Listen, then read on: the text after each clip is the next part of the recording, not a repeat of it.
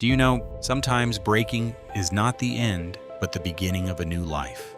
And glass is the perfect example. Today, let's find out how glass bottles are recycled. Every day, millions of glass bottles and jars are used around the world. But what happens after we toss them into the recycling bin? Why do factories first break the glass before giving it a second life? The journey begins at recycling centers, where glass is collected along with other waste materials. But glass comes in all shapes, sizes, and colors, and to recycle it efficiently, it needs to be processed. This is why factories intentionally break the glass into tiny pieces called cullet.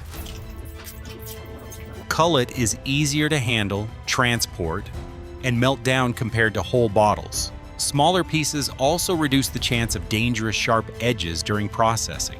After breaking, the glass cullet is thoroughly cleaned and sorted. Contaminants like metal caps, labels, and plastics are removed using magnets, air separators, and water baths.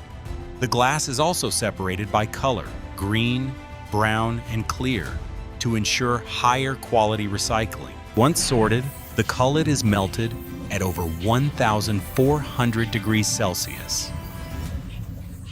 This molten glass is then molded into brand new bottles, jars, and containers ready to be used again. Recycling glass not only saves raw materials, but also reduces energy use and helps protect our planet. This is Dream Loop Explainer.